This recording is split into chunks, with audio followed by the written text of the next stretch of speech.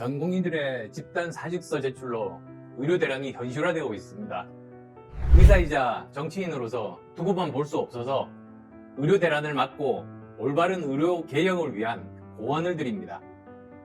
먼저 의료계에 호소합니다. 우리는 히포크라테스 선서를 한 의사들입니다. 어떤 경우에도 환자들의 생명과 건강을 담보로 해서는 안 됩니다. 전공의 여러분께 부탁드립니다. 집단행동 멈추시고 나는 환자의 건강을 최우선해서 고려할 것이라는 히포크라테스 선서로 돌아갑시다. 정부에서도 의대 정원 문제는 의료계의 심각한 문제인 필수 의료인과 의사 과학자 양성 그리고 지방의료 강화 방안을 내놓음과 동시에 이를 위해 필요한 의료 인력의 확대 규모를 아주 정교하게 제시해야 합니다. 의대 정원은 20년 가까이 동결되어 있었습니다. 동시에 필수 의료 지원자는 갈수록 줄어들고 지방의료는 쪼그라들었습니다.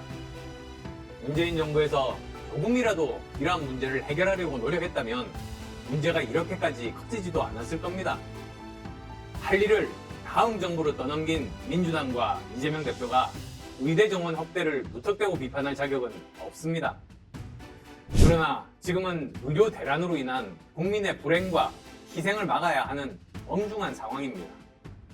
대화를 통해 의료계의 문제를 해결할 수 있는 중장기 로드맵을 수립하고 그에 따라 필요한 만큼 의대 정원을 단계적으로 늘리는 것이 답입니다. 의대 정원을 2,000명 갑자기 늘리는 것은 의과대학의 인프라, 교육과 수련의 질 담보 가능성, 유청소년 교육 및 입시 제도에 미치는 영향, 그리고 또 이공계 인재들의 반수, 재수 등을 고려하면 정말 간단치 않은 문제입니다. 그래서 저는 정부와 의사들이 머리를 맞대고 의료개혁의 실질적인 준비와 함께 의료 정원 증원에 대한 로드맵 합의를 함께 추진할 것을 제안합니다. 이 로드맵에는 4가지가 반드시 전제되어야 합니다. 첫째, 내외산소, 즉 내과, 외과, 산부인과, 소아과, 의사 절대 부족으로 대표되는 의료 수가 문제의 개선이 포함되어야 됩니다. 둘째, 이미 황폐화된 지방 의료 현장의 붕괴를 막는 획기적인 지원 및 발전 방안이 필요합니다. 그리고 셋째, 의료인에 대한 과도한 법적인 책임, 특히 형사 책임을 덜어주는 내용이 꼭 있어야 합니다. 그리고 마지막으로 4번째, 4차 산업혁명 시대 의사과학자 양성은 국가적인 과학기술 100년 대계를 위해 매우 긴요합니다. 구체적인 양성 방안 남겨야 합니다. 정부와 의료계에 다시 한번 간곡하게 호소합니다. 정부는 강압적인 수단만으로 전 국민들을 굴복시키려 해서는 안 됩니다.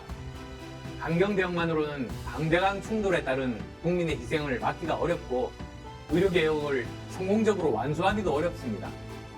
개혁은 당사자들의 협력이 필요하기 때문 아니겠습니까? 지금이라도 의사들과 대화를 통해 문제를 해결해 나가야 합니다. 의사협회 등 의료인들도 국민들의 생명을 지키기 위한 대승적 결단으로 집단행동 멈추고 대화에 나서야 합니다. 국민들께서 피해자가 되면 그 목소리는 국민들께 닿을 수 없게 됩니다.